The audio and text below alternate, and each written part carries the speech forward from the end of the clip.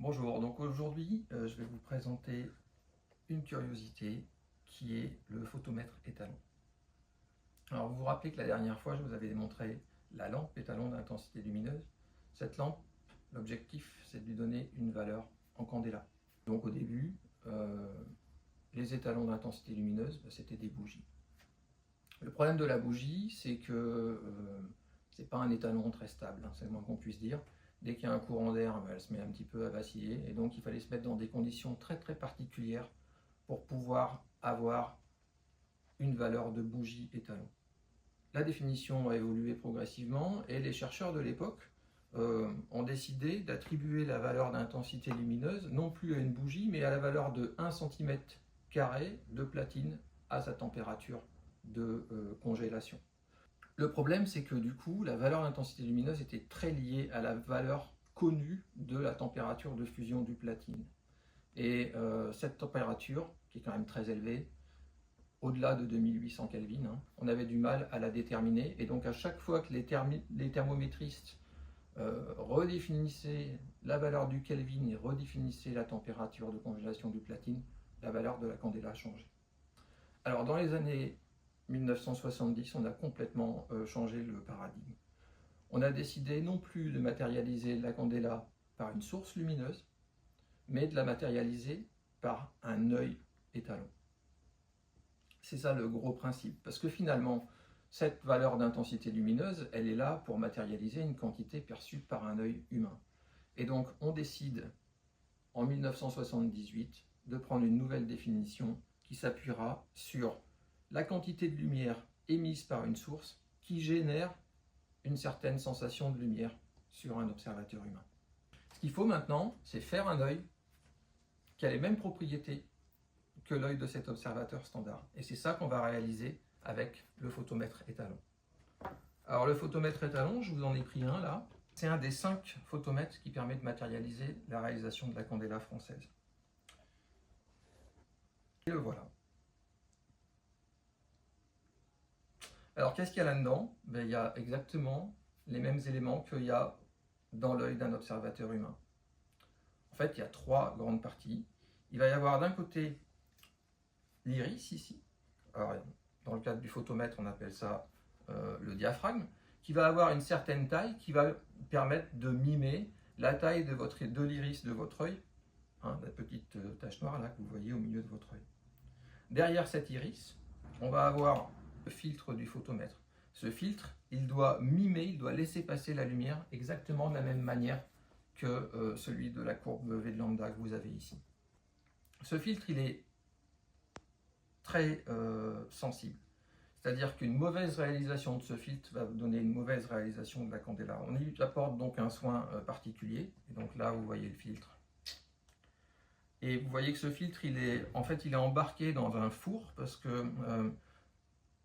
c'est de la verrerie, mais quand on change la température du verre, on change sa transmission. Donc nous, on stabilise la température de ce filtre dans un four qui est piloté par un effet Peltier. Mais là, vous voyez par exemple ce filtre-là, il est composé de 3 morceaux de verre superposés, qui sont tous verts, parce que la sensibilité spectrale de l'observateur standard est verte. Et on va essayer de bidouiller un petit peu ces différents filtres pour pouvoir avoir exactement la même sensibilité que celle de l'observateur théorique. Et puis derrière, il faut une rétine. La rétine, ça va être un détecteur de lumière qu'on va appeler un détecteur piège. Donc là, ici, vous avez à l'intérieur de ce boîtier, vous avez un détecteur piège. Et si on regarde bien, quand vous regardez là-dedans, vous voyez que c'est complètement noir. Parce que toute la lumière qui rentre dans ce détecteur doit être captée. Et donc, il est conçu pour renvoyer aucune lumière. Et ça, c'est pas évident parce que un détecteur de lumière le plus classique aujourd'hui, c'est une photodiode en silicium. Une surface qui est cristalline, qui est comme du verre noir un petit peu. Et donc, certes, elle absorbe la lumière, mais elle en réfléchit une partie. Donc, on va monter ce détecteur en ce qu'on va appeler un détecteur piège, c'est-à-dire en utilisant 3 photodiodes qu'on va coupler ensemble. Ça, c'est ma photodiode, elle est là. C'est que quand la lumière va arriver dessus, certes, une partie de la lumière va être absorbée, je vais la retrouver ici dans le fil, mais une partie de la lumière va être réfléchie et va revenir dans la direction incidente. Et ça, c'est exactement ce qu'on veut éviter avec la technique du détecteur piège. Quand on fait un détecteur piège, donc, on va cette fois-ci prendre 3 photodiodes. On va en prendre une première qu'on va mettre ici à 45, photodiode 1, une deuxième ici à 45, et une troisième ici à 90 degrés. Et vous voyez que dans ces cas-là, la lumière qui arrive ici, eh ben, elle est absorbée en partie ici par la photodiode, mais il y a une partie qui réfléchit. Cette partie qui réfléchit, hop, elle vient taper dans la deuxième photodiode. Il y a une partie qui va être absorbée, mais il y a une troisième partie qui réfléchit, qui va taper dans ma troisième photodiode, hop, à nouveau, qui revient ici, donc hop, à nouveau, je récupère de la lumière, et qui revient ici, et là, je récupère de la lumière. Et là, je peux vous dire qu'au bout de 5 réflexions, il n'y a plus rien qui revient.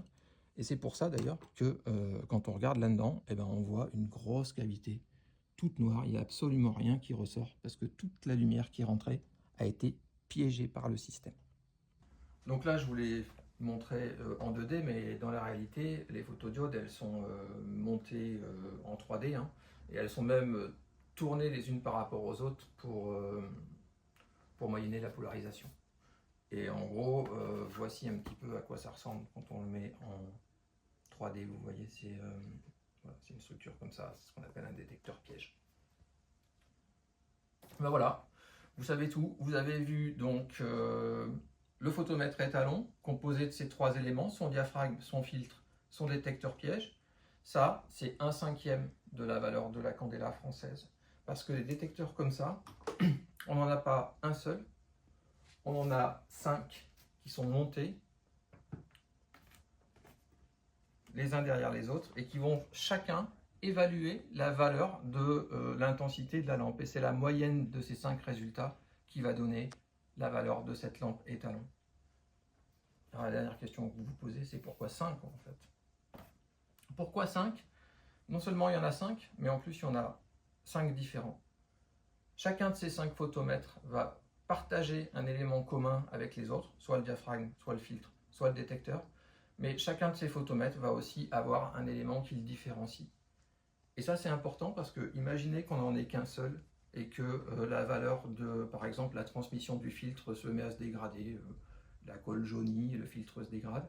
Eh bien, en fait, ce photomètre, c'est la candela. C'est-à-dire que s'il mesure une lampe et qu'il lui attribue une valeur différente, on va dire la lampe a bougé.